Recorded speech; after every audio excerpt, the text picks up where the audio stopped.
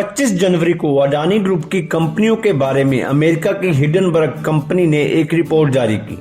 Report का title था दुनिया का तीसरा सबसे अमीर आदमी किस तरह कॉरपोरेट इतिहास का सबसे बड़ा धोखा कर रहा है।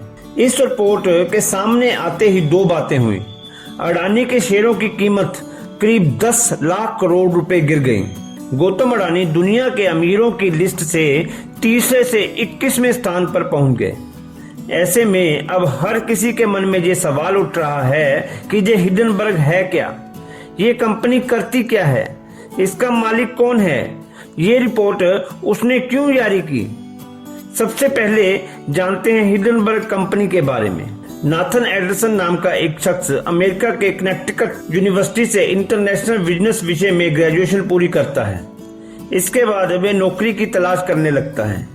जल्द ही उसे एक डेटा रिसर्च कंपनी में नौकरी मिल जाती है, जहां इसका काम पैसों के इन्वेस्टमेंट मैनेजमेंट से जुड़ा होता है। नौकरी करते ही एंडरसन डेटा और शेयर मार्केट की बारीकियों को समझता है। उसे इस बात का अंदाजा हो जाता है कि शेयर मार्केट दुनिया के पूंजीपतियों का सबसे बड़ा अड्डा है। इसमें काफी कुछ ऐसा हो रहा है जो आम लोगों की समझ से बाहर है। इसी वजह से एंडरसन के दिमाग में फाइनेंशियल शुरू करने का आइडिया आया। इसका परिणाम 2017 में दिखा, जब एंडरसन ने हिंडनबर्ग नाम से इस कंपनी की शुरुआत की। हिंडनबर्ग कंपनी करती क्या है? नाथन एंडरसन की कंपनी हिंडनबर्ग का मुख्य काम शेयर मार्केट, इक्विटी, क्रेडिट और डेरिवेटिव पर सर्च करना है। इस कंपनी के जरिए हिंडनबर्ग कंपनी ये पता करती है कि क्या शेयर मार्केट में कहीं गलत तरह के पैसों की हेराफेरी हो रही है, कहीं बड़ी कंपनियां अपने फायदे के लिए अकाउंट मिसमैनेजमेंट तो नहीं कर रही हैं, कोई कंपनी अपने फायदे के लिए शेयर मार्केट में गलत तरीके से दूसरी कंपनियों के शेयर को बेट लगाकर नुकसान तो नहीं पहुंचा रही हैं। इस तरह रिसर्च पूरी करने के बाद हिंडनबर्ग कंपनी एक विस्तार से रिपोर्ट पब्लिश करती है। कई मौकों पर इस कंपनी की रिपोर्ट का दुनिया भर के शेयर मार्केट पर असर देखने को मिला है। दर्दनाक हिंडनबर्ग हादसे पर रखा गया था कंपनी का नाम। 6 मई 1937 की बात है। ब्रिटेन के मैनचेस्टर शहर में हिंडनबर्ग नाम का एक जर्मन एयर स्पेसशिप उड़ान भरते समय हवा में ही क्रैश हो गया। इस हादसे में 35 लोगों की दर्दनाक मौत हुई थी। जांच के बाद पता चला कि इस विमान के हाइड्रोजन गुब्बारों में आग लगने की वजह से यह घटना घटी थी। इससे पहले भी हाइड्रोजन गुब्बारों में आग लगने की वजह से हादसे हुए थे। जांच रिपोर्ट से पता चला कि कंपनी ने नियमों का पालन किए बिना क्षमता से ज्यादा लोगों को इस विमान में बिठा दिया था। नाथन एंडरसन का मामला है कि स्पेसशिप कंपनी पहले की घटनाओं से सीखकर इस हादसे को टाल सकती थी। 80 साल पहले हुई घटना ने नाथन एंडरसन के दिल और दिमाग में गहरा असर छोड़ा था। इसलिए उसने 2017 में अपनी कंपनी का नाम हिंडनबर्ग रखा। ये नाम रखने का मकसद सिर्फ एक था, हिंडनबर्ग की तर्ज पर शेयर मार्केट में लाभ कमाने के लिए हो रही गड़बड़ियों पर नजर रखकर उनकी पोल खोलना, ताकि शेयर मार्केट में घोटालों की वजह से होने वाले किसी क्रैश को रोका जा सके। आखिर हिंडनबर्ग ने अडानी की कंपनियों पर रिपोर्ट क्यों जारी की? हिंडनबर्ग की रिपोर्ट पढ़ने से साफ पता चलता है कि इस कंपनी ने जानबूझकर ये रिपोर्ट अडानी ग्रुप की कंपनियों के शेयर गिराने के लिए जारी की। इसकी वजह यह है कि हिंडनबर्ग ने अडानी ग्रुप की कंपनियों पर शॉर्ट पोजीशन ले रखी है। दरअसल शेयर मार्केट में पैसा कमाने के दो मुख्य तरीके हैं। Number 1 long position, number 2 short position. मान लीजिए किसी कंपनी या व्यक्ति ने 100 रुपए में किसी कंपनी के शेयर खरीदे और 150 रुपए में बेच दिए। ऐसे में उसे 50 रुपए का लाभ मिलता है। इस तरीके को लॉन्ग पोजीशन कहते हैं। इसी तरह मान लीजिए हिंडनबर्ग ने शेयर मार्केट से जुड़ी किसी एक कंपनी से 1 महीने के लिए 10 शेयर उधार लिए और बी को बेच दिए। इस वक्त बाजार में एक शेयर की कीमत 100 रुपए है और उसने उसी कीमत में बी को बेचे हैं। अब हिंडनबर्ग को भरोसा है कि उसकी रिपोर्ट पब्लिश होने के बाद अडानी के शेयर की कीमत गिरेगी। अब मान लीजिए रिपोर्ट पब्लिश होते ही अडानी के एक शेयर का भाव 100 रुपए से गिरकर 80 रुपए हो गया। ऐसे में हिंडनबर्ग अब बाजार में 80 रुपए में 10 शेयर खरीदकर ए को लौटा देगा। इस तरह हिंडनबर्ग को एक शेयर पर 20 रुपए का लाभ मिलता है।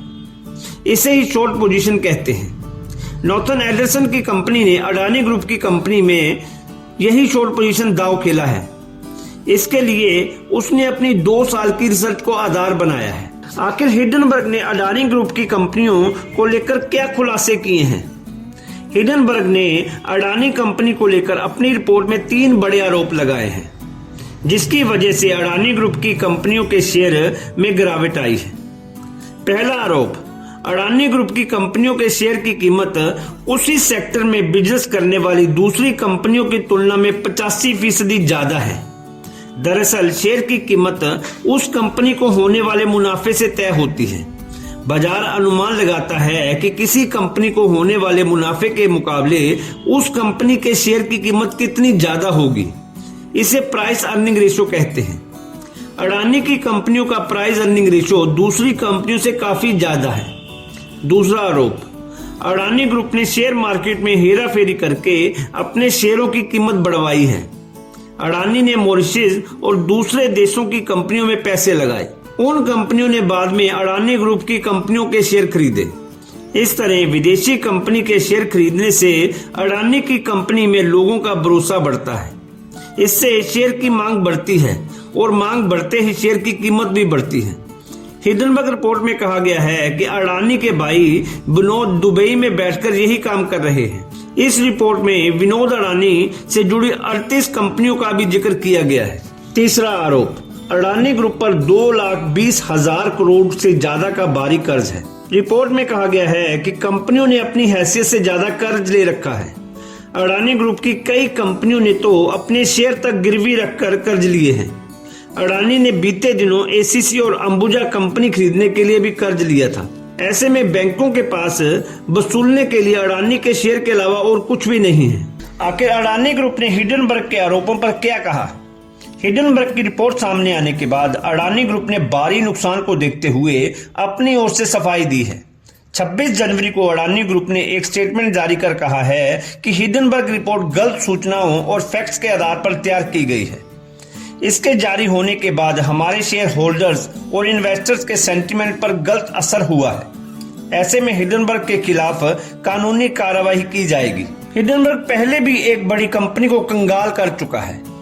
2020 में इलेक्ट्रॉनिक ट्रक बनाने वाली अमेरिकी कंपनी निकोला के शेयरों की कीमत तेजी से बढ़ रही थी।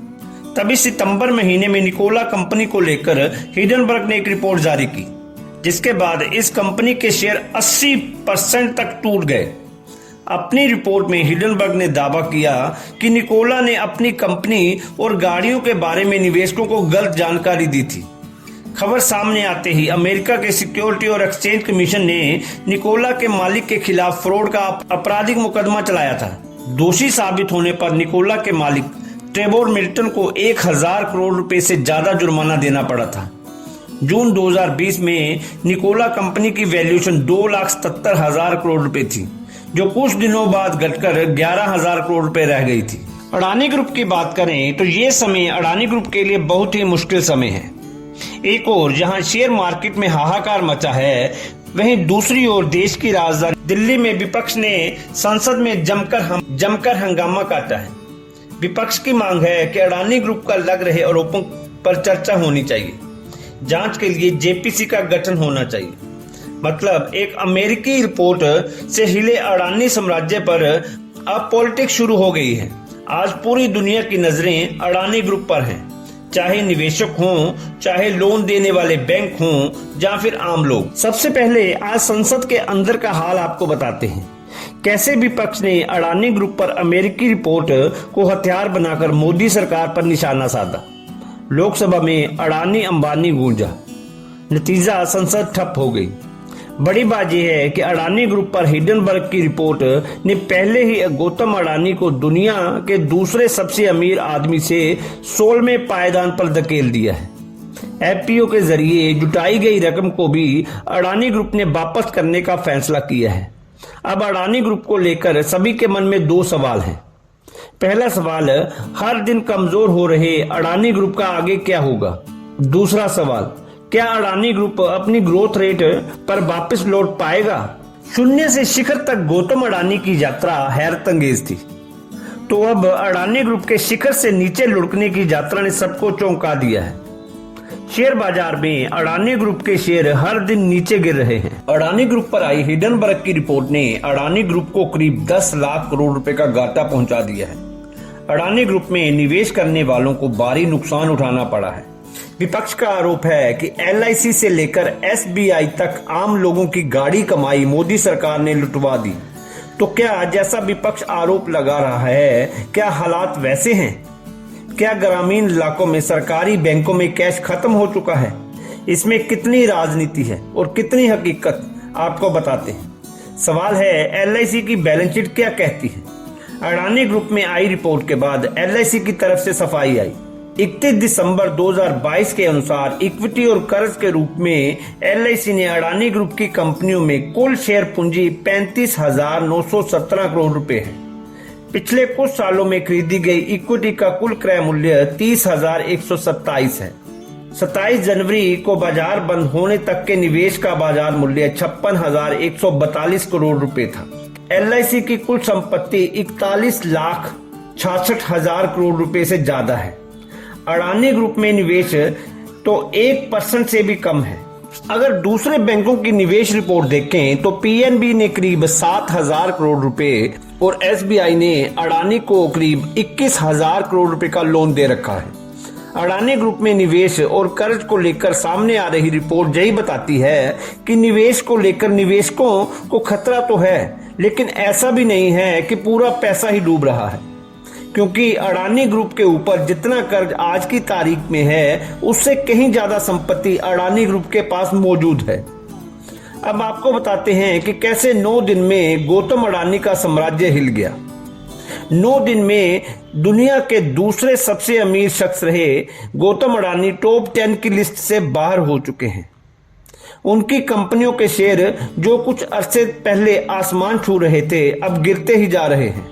जिस बिजनेसमैन का डंका देश विदेश में बज रहा था, उसे बयान जारी करके पूरी तरह से सब्सक्राइब हो चुका IPO वापस लेना पड़ा।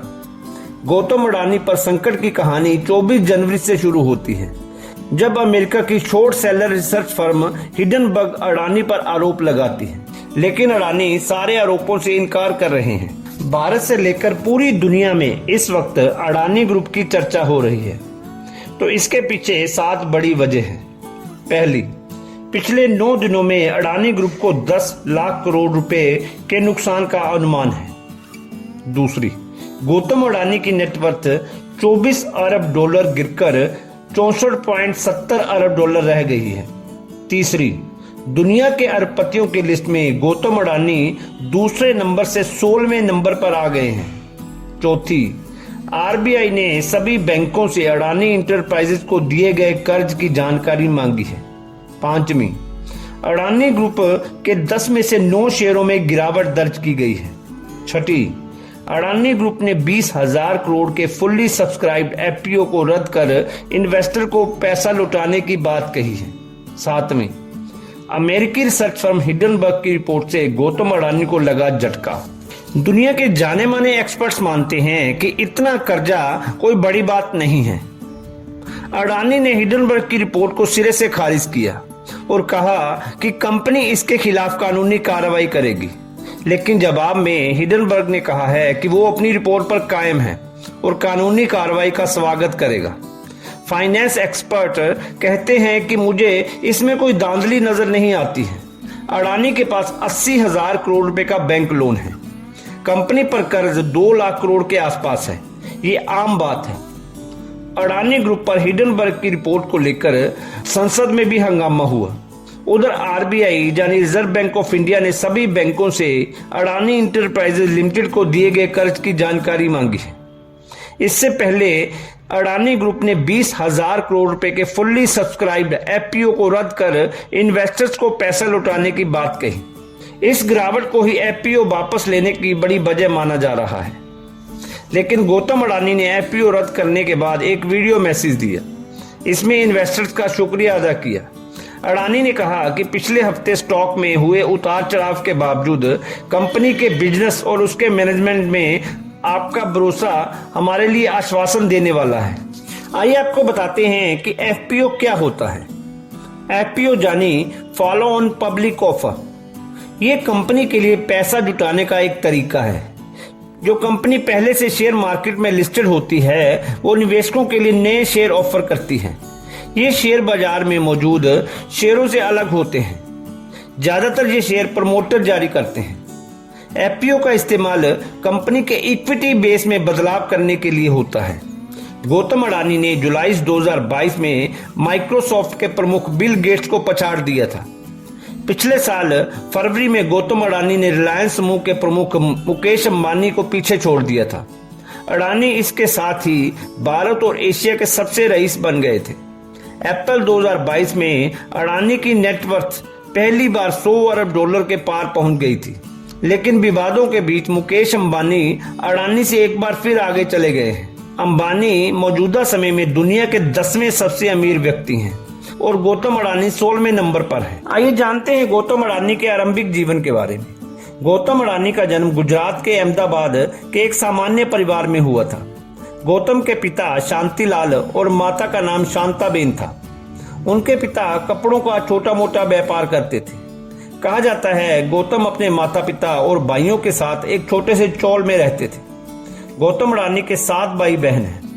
गौतम 17 साल की उम्र में मुंबई आ गए।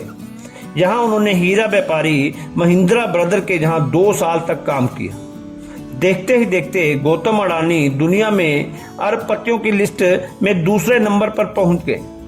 गौतम ने प्रीति अडानी से शादी की है। प्रीति पेशे से डेंटिस्ट हैं। गौतम और प्रीति अडानी के 2 बेटे हैं। बड़े बेटे का नाम कर्ण अडानी है और छोटे बेटे का नाम जीत अडानी है। आपको गौतम अडानी